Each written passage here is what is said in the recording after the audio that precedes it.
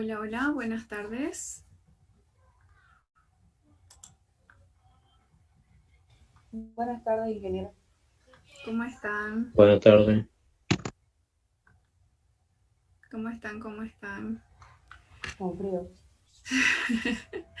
Hace frío, sí. Bueno, a esta hora otra vez, ¿no? Empieza a decaer la temperatura. Hablando de hidrología. Bien. Voy a empezarles a compartir de una vez mi pantalla para que iniciemos.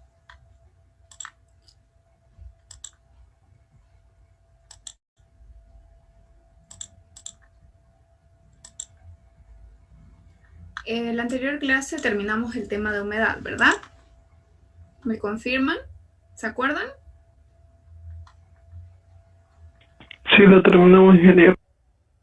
Gracias. Es que con el anterior grupo se me cortó el Zoom y no lo terminé, así que lo tuve que terminar y invertimos más tiempo y así. Y casi no me dio el tiempo de acabar esta parte de vientos. Bien, entonces iniciamos de una vez. Ok, vamos a ver los vientos y su circulación atmosférica. Bien, una cosa son los vientos, ok, y cómo circulan. A eso se llama circulación atmosférica. Vamos a ver cómo varía esta circulación atmosférica en este campo de presiones. Bien, eso es lo que vamos a ver hoy. Ahora sí, sin más preámbulos, primeramente, ¿a qué se debe la circulación de los vientos? Ya habíamos visto antes, ¿se acuerdan en temas anteriores? Donde habíamos hablado de que, primero que nada, ese cambio de temperatura nos produce ¿qué? Nos produce esas masas de aire, además de la rotación de la Tierra. Bien, eso nos producen los vientos. Bien, entonces, primero que todo, acá tenemos la variación térmica. ¿A qué se refiere variación térmica? A ese cambio de temperatura. Bien, ahora, primeramente, en el primer esquema vamos a ver qué pasaría si la Tierra no rotara, si no tuviera este movimiento. ¿Qué pasa? Vamos a suponer que la Tierra no rota. Bien, dejemos a un lado el movimiento de vaivén, el de rotación y el de traslación. Está estática. La temperatura ya sabemos que siempre es mayor acá, ¿verdad? En la línea del ecuador. Mientras más cercanos estemos a la línea del ecuador, la temperatura es más alta, ¿verdad? Hace más calor.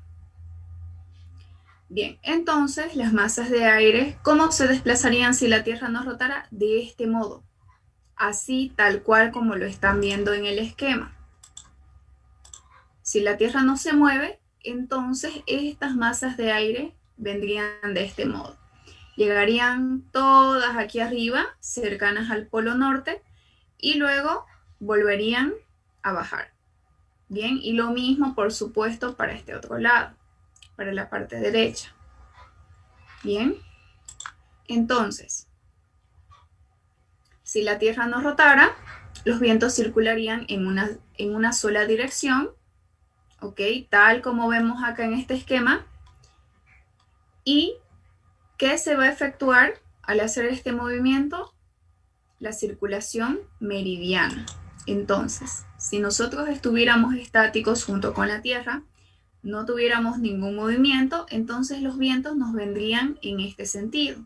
Bien, y a esto se le llama circulación meridiana de los vientos.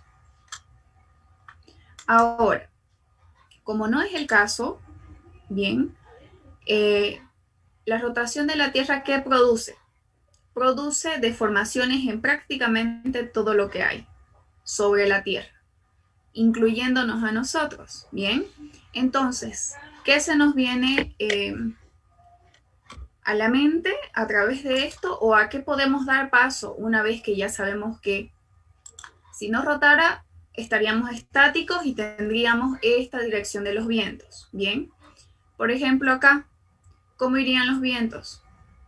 Del hemisferio norte hacia abajo, ¿verdad? Hacia el hemisferio sur. Bien, y viceversa en este lado. Obviamente, los del hemisferio sur van a hacer esto, pero en sentido contrario, ¿verdad?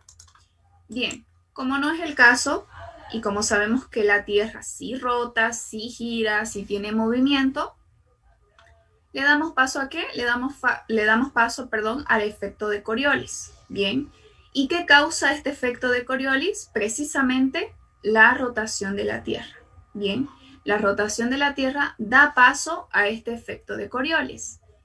¿Qué es el efecto de Coriolis? No es más que una fuerza, ¿ok?, deflectora, que hace que, me voy a ayudar de mi plumita, que hace que todo lo que está en el hemisferio norte, es decir, en esta parte de acá, esta es la línea del Ecuador y esto de acá es el hemisferio norte, ¿ok?, se deflecta hacia la derecha, es decir, de este modo. Bien, y todo lo que está en el hemisferio sur, por supuesto, se va a deflectar ¿en qué? En sentido contrario. Bien, entonces, ¿qué quiere decir eso? Si yo estoy ubicada, por ejemplo, aquí arribita en el polo norte y quiero disparar un misil o un cañón, etcétera, aquí, bien, quiero que tenga esta dirección, esa de ahí. Imaginen que sea recto. Al lanzar ese misil, ¿qué va a suceder? Como la Tierra está en movimiento, entonces va a hacer esto. Y no voy a llegar a mi objetivo.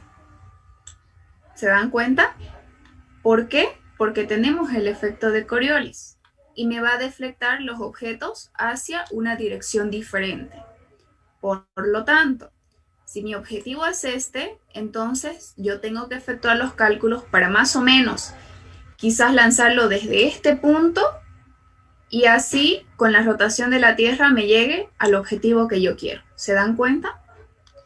Ahora bien, una vez que hemos visto eso, lo voy a borrar porque necesito espacio. A partir de ese pequeño ejemplo, vamos a tener que todo lo que vamos a analizar en este esquema son vectores. Bien, entonces, por lo tanto, ya sabemos que el efecto de Coriolis es una fuerza deflectora. ¿Y está dada por qué? F, que es la fuerza de Coriolis, es un vector, es igual a ¿qué? Es igual a la velocidad del viento, bien, que también es un vector, multiplicado por ¿qué? Multiplicado por el radio de la Tierra. Entonces, como ya sabemos que el efecto de Coriolis es una fuerza, bien, entonces acá les marca de que es normal a la velocidad del paquete, por eso no tiene efecto en su velocidad. En este caso, la velocidad es ¿qué? Es un vector. Bien, ahora, ¿alguien sabe cuál es el radio de la Tierra? ¿Alguna vez han escuchado? Porque aquí, para calcular esta fuerza del efecto de Coriolis, necesitamos saber ese radio. Entonces, ese radio...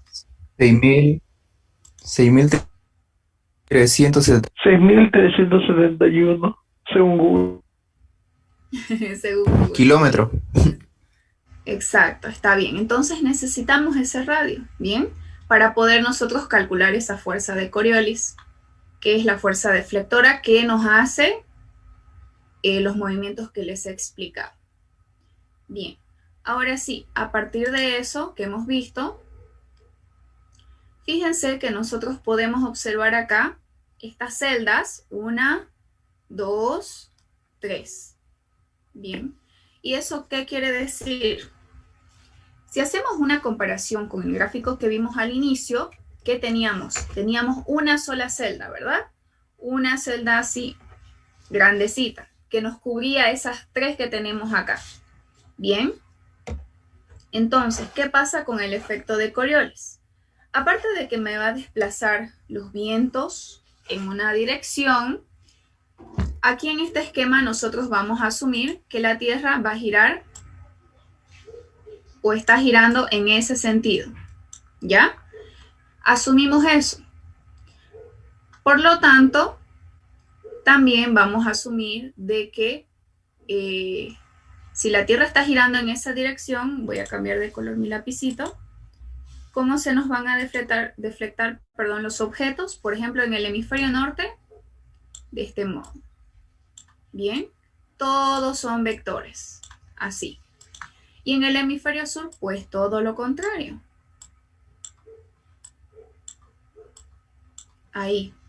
Ahora, luego de esto, como la Tierra gira en este sentido, entonces la velocidad ¿en qué dirección va a ir? La velocidad va a ir en esta dirección de acá. Bien, esa es la dirección. Pero, por ejemplo, fíjense, cada 30 grados tenemos una nueva celda. ¿A qué se debe eso? ¿Qué ocurre cada 30 grados? Fíjense, aquí en esta línea rosadita tenemos 30 grados. Ocurre que nosotros tenemos presiones, ¿ok? Centros de presiones locales. En todo caso, lo vamos a designar por unas flechitas. Más adelante vamos a ver qué quiere decir cada uno. Simplemente lo que quiero que entiendan de acá, de este esquema, son, sin importar de dónde a dónde vienen los centros de alta presión y baja presión, porque lo vamos a ver más adelante, es que cada 30 grados se generan estos centros de presiones locales. Bien, fíjense acá. 30, 60 y 90. Lo mismo para acá. Este irá en esta dirección, este irá en la otra dirección y este nuevamente apuntando hacia la Tierra. Entonces, esos centros de presiones, ¿qué ocasionan? Ocasionan que se produzcan estas celdas. Bien, entonces, fíjense, la primera celda gira en sentido antihorario. Fíjense, los vientos actúan de este modo, ya sea que aquí tengamos una baja presión, por ejemplo, vamos a subir hasta una alta presión y vamos a llegar hasta chocarnos con esas altas presiones y volver a las bajas presiones. ¿Se entiende esa parte? Lo mismo con este otro. Si acá estamos en bajas presiones, subiremos hasta donde nos choquemos con las altas presiones y vamos a retornar. Y así sucesivamente. Por supuesto, todo lo que pasa en el hemisferio sur es como un espejo del hemisferio norte, ¿verdad? Por lo tanto, va a ocurrir exactamente lo mismo, cada 30 grados. Bien, entonces, de la misma manera, a partir de eso, ¿qué podemos decir? Si la Tierra va a tener este movimiento, si la Tierra va a rotar como normalmente la conocemos, gracias a esa rotación se nos viene el efecto de Coriolis y además existen estos centros de presiones locales, que lo que hacen es que cada 30 grados tengamos ese cambio entre altas y bajas presiones, a diferencia de lo que vimos en el esquema inicial, ¿verdad? A diferencia de este. Si la Tierra no rotara, entonces, ¿cuál sería nuestro esquema acá? Sería esto. Y simplemente tendríamos una circulación meridiana de los vientos. Pero como tenemos rotación, entonces tenemos centros de presiones locales. Y eso hace esta distribución de los vientos de acuerdo a estas celdas que están cada 30 grados. ¿Tienen alguna duda de este esquema?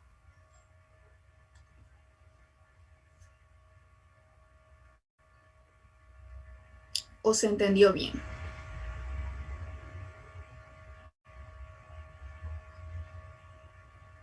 Bueno, como nadie dice nada, pienso que sí. Ahora sí, continuamos entonces. Nuevamente, ya vi sus manitos.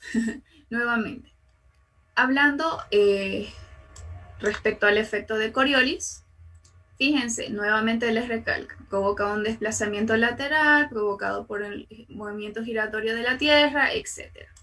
Ahora, ¿cuál es esa fórmula de esa fuerza del efecto de Coriolis? Está dada por esto. Está dada por dos veces. ¿Qué es W? ¿A qué llamamos W? Trabajo. Trabajo. ¿Qué más podríamos decir? Fíjense en el esquema. Peso. También, pero Velocidad angular. eso, exactamente.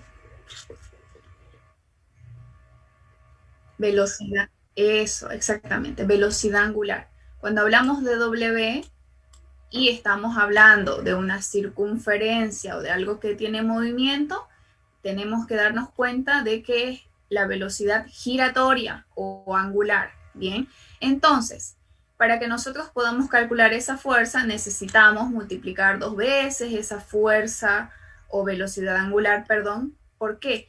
Por la velocidad, en este caso estamos hablando de velocidad del viento por el seno del ángulo. Bien, más adelante yo les voy a mostrar, les voy a hacer un pequeño esquema donde vamos a poder ver mucho mejor o de una forma más clara de dónde sale ese seno del ángulo. Pero por ahora simplemente quiero que vean de que necesitamos de ese vector de rotación que es W, ¿ok? Escalarmente, ¿por qué? Por la velocidad.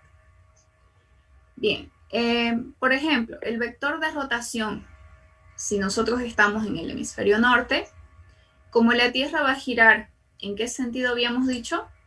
En este sentido, ¿verdad? La Tierra gira en ese sentido, entonces va a tener ¿qué dirección? Va a tener esta dirección de acá, para arriba. Bien. Y en el hemisferio sur, pues por supuesto todo lo contrario, que es lo que vimos en el anterior esquema, les hice los dibujitos, ¿verdad? Entonces de ese modo va a actuar, ¿ok? Cuando yo ejecuto el producto vectorial que estamos viendo en su pantalla o que están viendo en pantallas, interesa mucho este sentido, de dónde a dónde gira la Tierra.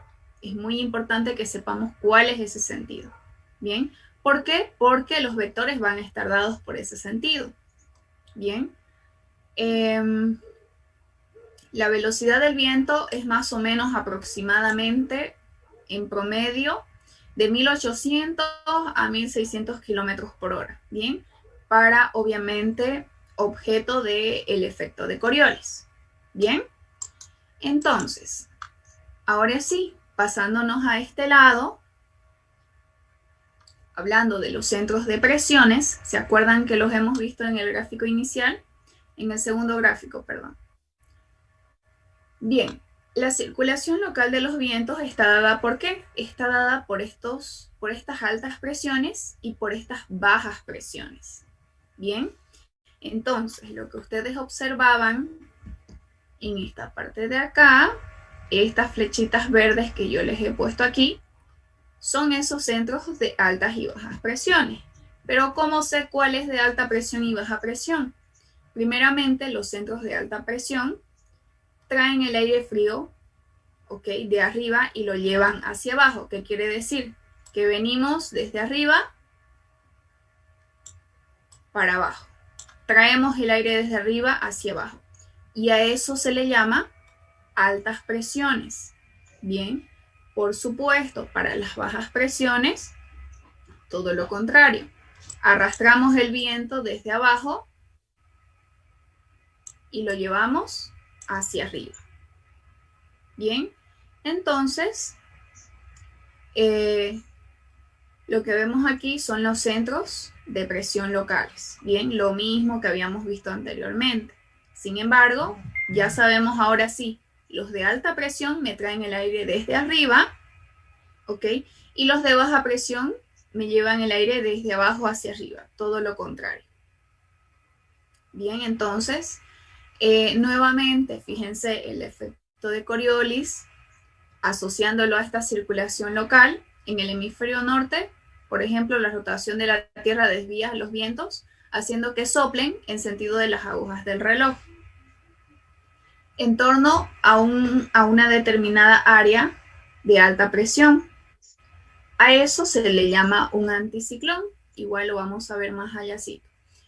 Y por supuesto, en sentido contrario, ¿en torno a qué? A una depresión, y a eso se le llama un ciclón. Entonces, en el hemisferio sur sigue siendo contrario. Bien, todo. les vuelvo a recalcar, todo lo que pasa en el hemisferio norte, en el hemisferio sur, se refleja como un espejo. Bien, les voy a hacer acá el esquemita del cual yo les hablaba para entender un poquito la parte del seno de phi del ángulo que habíamos visto en la fórmula. Entonces, ¿qué es lo que yo tengo? Acá vamos a hacer de cuenta que esta es la Tierra, van a disculpar. Tenemos acá nuestro eje, bien. Ahí. Ahora sí, ¿qué vamos a tener? Habíamos hablado de que tenemos la velocidad angular. Se los voy a hacer con otro color. Que está dada así para el hemisferio norte y para abajo para el hemisferio sur, ¿verdad? Esto es W. Bien. Y la velocidad es esta de acá, esa que está en el centro. Eso de ahí es velocidad. Bien. Entonces, de acuerdo a la rotación de la Tierra y al efecto de Coriolis, ¿qué es lo que tenemos? Habíamos dicho que los objetos en el hemisferio norte se van a desviar en esta dirección, ¿verdad? Y en el hemisferio sur se van a deflectar en esta dirección. Ahora, tomando en cuenta que tenemos esos 30 grados de separación, ¿se acuerdan? Acá, no se ve ese verde. Tenemos esos 30 grados de separación. Entonces, ¿qué vamos a tener? Más o menos, ahí están los 30. Aquí están los otros 30. Aquí también de la misma manera. Pero se los voy a hacer con rojo porque no se me ve con negro. Ya. Entonces, ¿qué vamos a tener? Vamos a tener, por ejemplo, de acá a acá. Vamos a formar ese triángulo. Bien. Ahí. O también podría ser de estos 30 hasta los 0 grados. ¿Se dan cuenta? Y ahora, fíjense, es el ángulo que se forma entre esa velocidad de rotación o ese vector de rotación de la Tierra y la velocidad del viento. Entonces, ese ángulo de ahí es que es el seno que habíamos visto en la fórmula anterior. Seno de phi. Bien, entonces de ahí viene. De acuerdo a la velocidad o al vector de rotación de la Tierra, que es W, el ángulo que existe con respecto a qué, con respecto a la velocidad que va en esa dirección, yo se las anoté acá, fíjense, aquí, ¿ven? Entonces, ahí está el vector de velocidad, ¿bien? Entonces, ese ángulo que existe entre ambos es este de acá, seno del ángulo. Bien, ahora sí, ¿les quedó más claro? ¿O tienen alguna duda de la fórmula? ¿Seguimos? Está claro, ingeniero. Gracias. Ahora sí, esto ya es más fácil. Como ya vimos lo anterior, van a ver que esto le van a entender. Fíjense. Primeramente tienen algo de fricción, donde nos habla de que un flujo, en este caso, por supuesto, estamos hablando de los vientos, a cierto ángulo de las isobaras. Bien, el efecto que produce es la circular. Lo vamos a ver en la siguiente diapositiva. Ahora, fíjense, en el hemisferio norte tenemos los centros de alta presión y los centros de baja presión. En el hemisferio norte tenemos que estos vientos giran en sentido horario. ¿Qué quiere decir? Que son divergentes. Pero en el hemisferio norte también los centros de baja presión, por supuesto que son lo contrario. Giran en sentido antihorario, por lo tanto son convergentes. Ahora veamos qué pasa en el hemisferio sur. En el hemisferio sur los centros de alta presión son antihorario, ¿verdad? Todo lo contrario. Y en el hemisferio sur los centros de baja presión tienen sentido horario. Quiere decir que son divergentes. Y cuando hablamos de centros de altas presiones, ya sabemos que de dónde a dónde va el aire. De arriba hacia abajo, o podría ser los centros de baja presión de abajo hacia arriba. Aunque esté mal, es un ejemplo. Bien, entonces, hagamos de cuenta que estos nos llevan hacia arriba. El ejemplo que vimos en el esquema anterior, ¿ya? Ahora, a los centros de alta presión también se les llama anticiclones y a los centros de baja presión se les llama ciclones. Bien, entonces eso es todo lo que tienen que saber a partir de lo que hemos visto.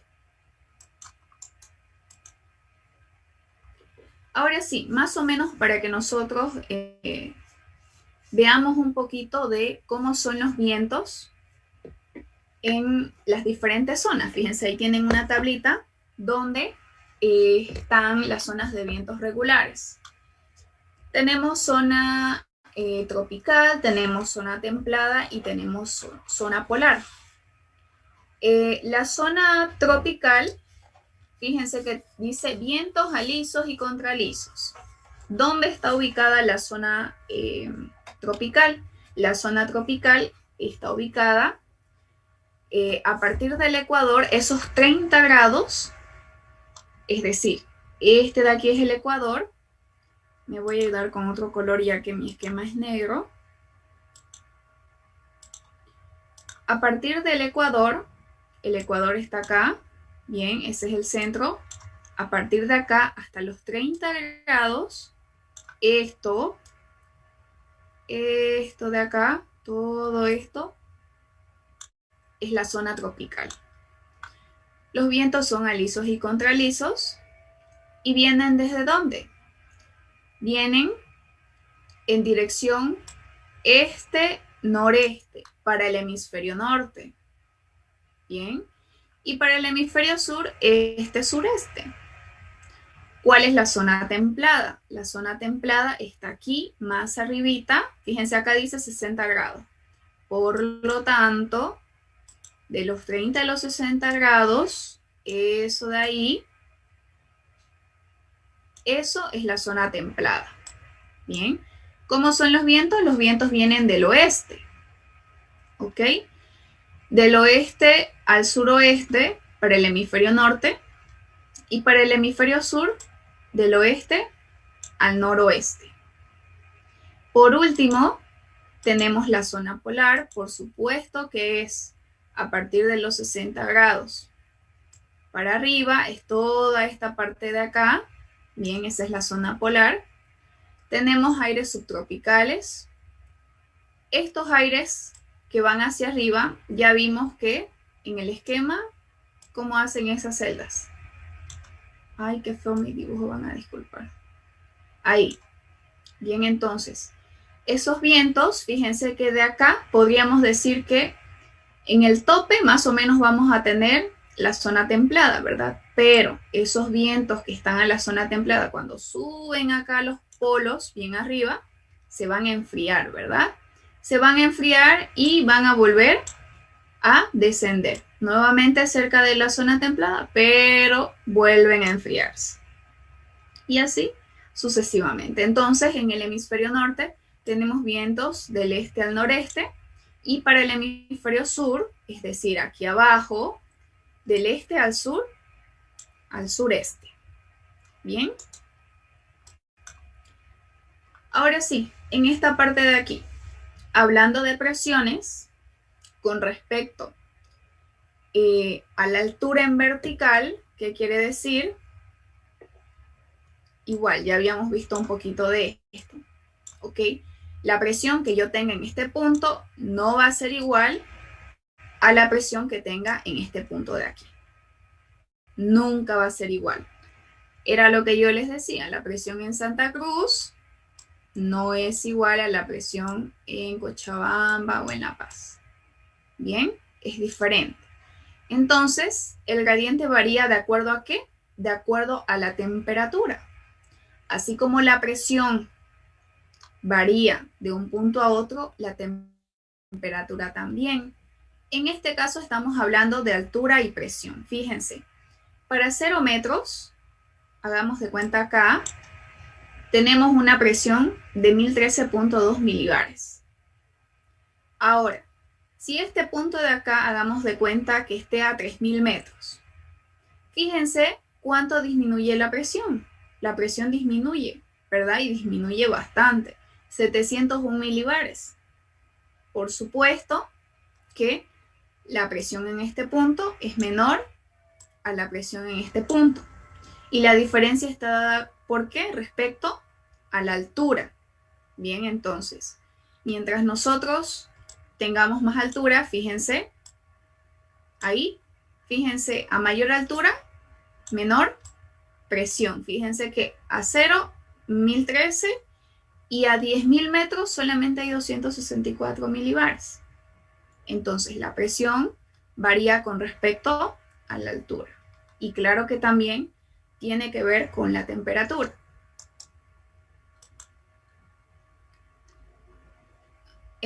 Acá tenemos, vamos a poder analizar un poquito acerca de la magnitud de los vientos, de las magnitudes, donde nuevamente, fíjense, volvemos a ver la ecuación que ya habíamos visto anteriormente.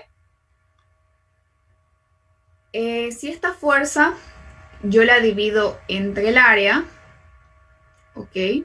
Si la divido entre el área, ¿qué voy a tener? Voy a tener una presión, ¿verdad? Fuerza sobre área por longitud. Pero, ¿a qué nosotros llamamos gradiente barométrico? A la diferencia que existe entre las presiones. Por ejemplo, les vuelvo a hacer el mismo esquemita. Les decía yo, de este punto a este punto de acá, ¿ok? Aquí puede que yo tenga una presión 1 en ese punto y aquí voy a tener una presión 2. El gradiente barométrico es la diferencia que existe entre puntos de presiones, ¿ok? En este caso, entre dos puntos de presiones, por eso acá tienen variación, y la longitud de ambos puntos, es decir, del punto 1 al punto 2, ¿cuál es esa longitud? ¿Cuál es esa longitud?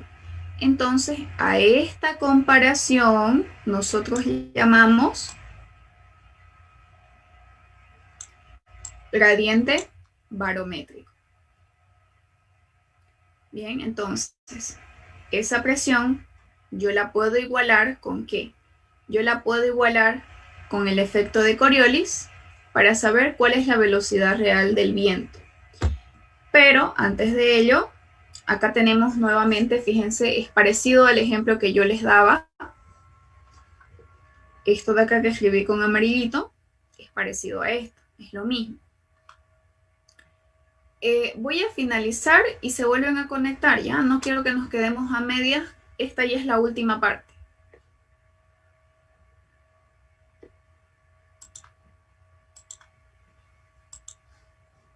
Recording stop.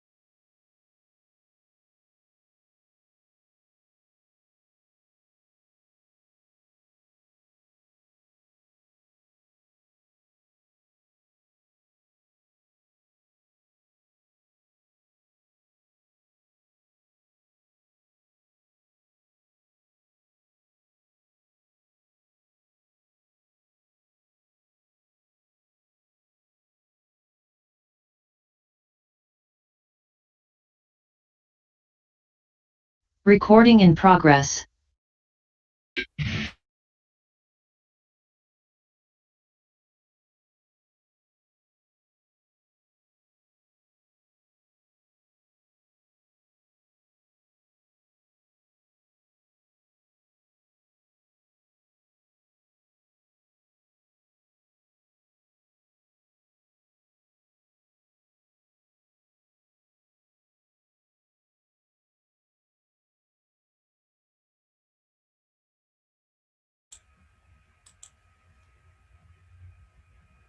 Bien, les voy a volver a compartir mi pantalla.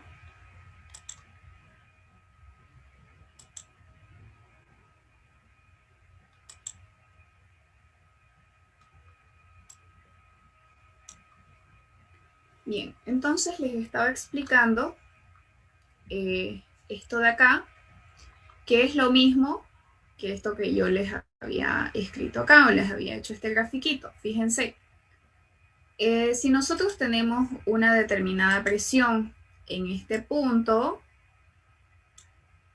para medir esta presión, por supuesto que va a ser la presión anterior o inicial más una variación de presión, porque no va a ser la misma que acá, ¿verdad?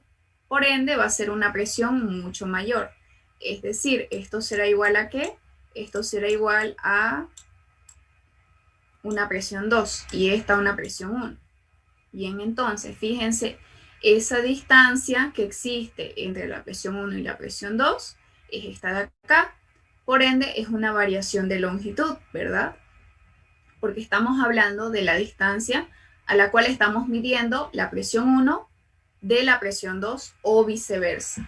Bien, entonces, el gradiente barométrico se encuentra en este lado de acá. Bien, ya dijimos que precisamente es medir estas diferentes presiones o dos presiones sobre ¿qué? Sobre esta longitud. Ese es el gradiente barométrico. Y ahora, como esas fuerzas que habíamos visto, el gradiente barométrico y la fuerza de Coriolis, vamos a decir que están combatiendo entre ellas, ¿ok? Entonces, ¿qué voy a tener? Voy a tener que el viento geostrófico, ¿qué quiere decir geostrófico? El viento, así como los movimientos de la Tierra, también se llaman girostróficos. Entonces, los vientos geostróficos que se mueven alrededor de la Tierra mientras ésta está rotando, no es nada más que ese gradiente de presión, fíjense, dividido entre ¿qué? Dividido entre la densidad del aire. Y eso lo igualamos ¿a qué? Lo igualamos a esa fuerza de Coriolis. ¿Qué estamos haciendo? Estamos igualando esto de acá. Bien, entonces, si yo despejo B, que es la velocidad del viento, ¿qué voy a tener? Voy a tener toda esta ecuación. Bien, despejando B. Ahora, la pregunta aquí.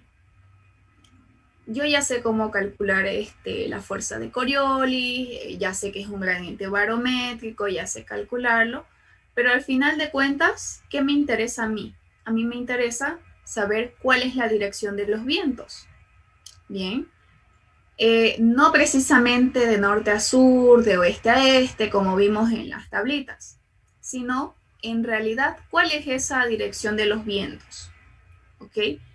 Yo podría decir, bueno, la dirección de los vientos, seguramente, voy a decir, va a ser de menor presión. Hagamos de cuenta que esta es la menor presión a mayor presión. Entonces yo digo, bueno, pienso que esa puede ser la dirección de los vientos. De menor a mayor presión, ¿por qué no? Sin embargo, no es de este modo, ¿ok? La dirección de nuestro gradiente para los vientos va a ser paralelo a las isobaras. Bien, ¿eso qué quiere decir? Voy a borrar esto para que me entiendan un poquito.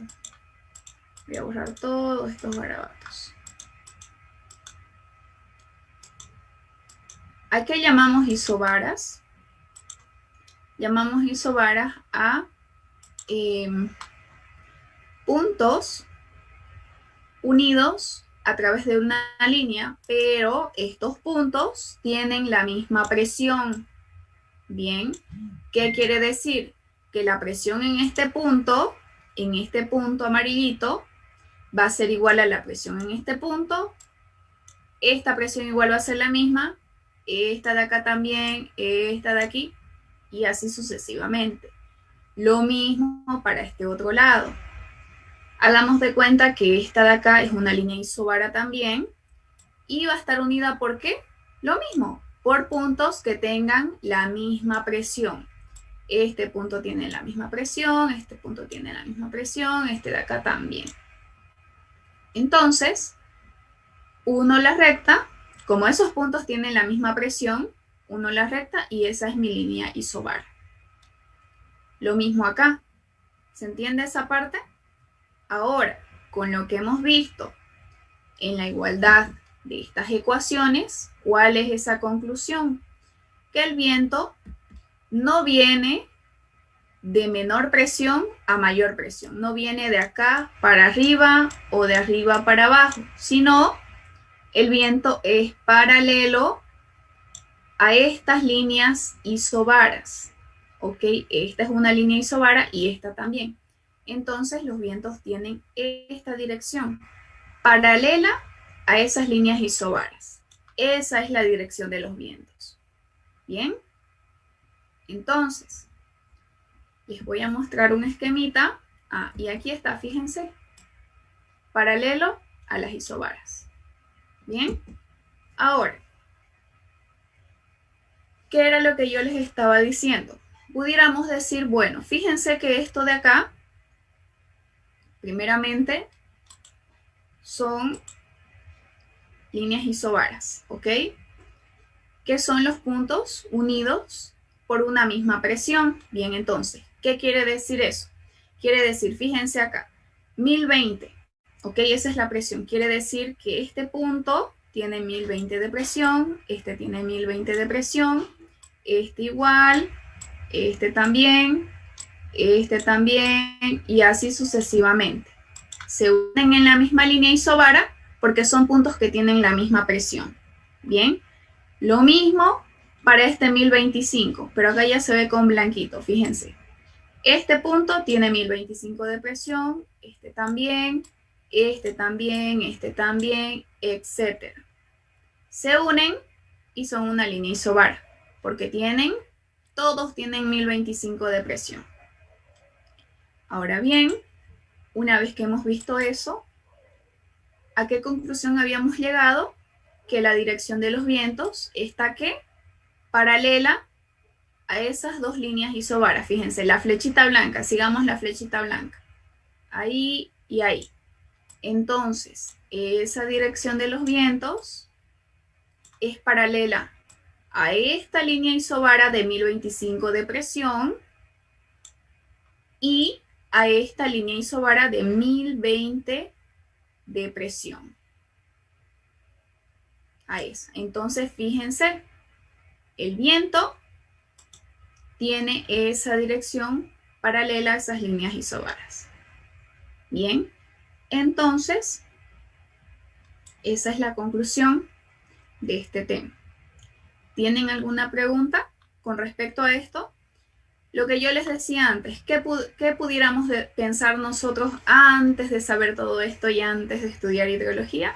Quizás pudiéramos decir, bueno, a ver, acá tenemos 1015, 1005, 1900, entonces yo digo, bueno, quizás los vientos vienen así, de mayor presión, de 1015 a 1005, a 1000, a 990, a 985, 980, 975 y así.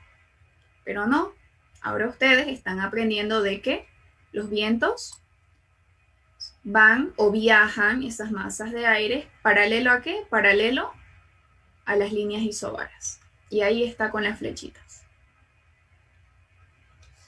No se vayan a olvidar que son las líneas isobaras. Es importante. ¿Tienen alguna pregunta? ¿O les quedó claro?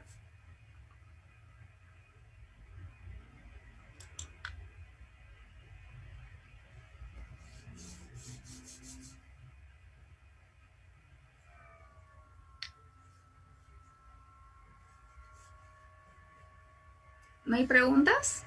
Lisbeth, ¿no tienes una pregunta? ¿Entendiste? ¿Sí? Bueno, por lo menos mueve su cabecita. Montaño, Ingeniera, Sí, ingeniero. ¿sí? Tengo una pregunta, pero no sé si es de este tema o del que viene. Eh, Ya.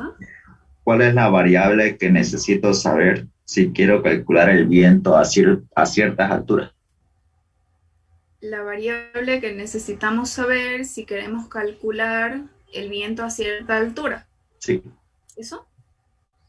Lo vamos a ver en la siguiente clase. Ah, Te bueno. estás adelantando. Ya. ¿Ya? La siguiente clase. Ya, listo. No te preocupes. Una pregunta. Pero esta parte quedó claro. Sí. Una disculpe, pregunta ingeniero. más. Sí. Bueno, es sobre el tema uno. Me estaba repasando y no sabía cómo responder a esta pregunta. ¿Qué es el albedo del hielo? El albedo del hielo. Sí. Bien. Ya hemos visto el concepto de albedo. Actúa de la misma manera como el que hemos visto sobre la superficie del suelo. Como es una superficie, entonces quizás la pregunta es, en vez de que tu superficie sea la tierra, si tienes hielo, ¿qué puede suceder? De la misma manera, ¿verdad? Los rayos ingresan y se reflejan, ¿ok? Pero, ¿cuál es la diferencia? Que por supuesto, depende también si te dicen, claro, si te dicen un cubito de hielo, digamos, que actúe como tu superficie, ¿qué va a pasar? Mientras los rayos estén llegando a ese cubito de hielo, entonces lo van a ir derritiendo, ¿verdad? ¿Y qué va a suceder con el tiempo? Los rayos que se van a reflectar o reflejar y regresar, con el tiempo, ¿qué van a hacer? ¿Van a ir subiendo o bajando? Cuando el hielo se vaya derritiendo y ya no tengas una superficie. Ese es el análisis. ¿Qué va a suceder?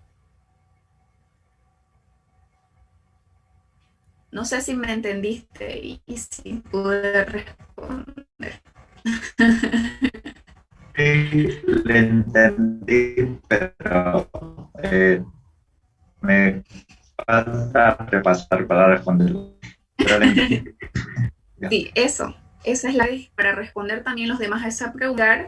Si hay alguna propiedad específica que tenga que ver con el hielo a la hora de poder reflejar o devolver esos rayos a la atmósfera. Bien, eso ya es tarea para ustedes. ¿Qué sucedería ahí? ¿Cuál sería esa propiedad que tiene el hielo que es diferente a la superficie de la Tierra? Porque es diferente, ¿verdad? Gracias, ingeniero. De nada. Ahora sí. Canaviri creo que estaba hablando.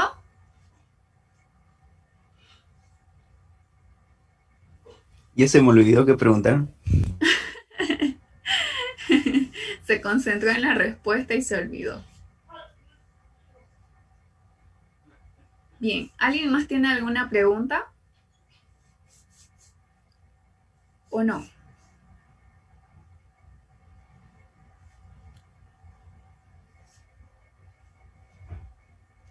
Bien, creo que hoy no vinieron sus compañeros charlatanes de la anterior clase, porque si no estuvieran hablando. Ya.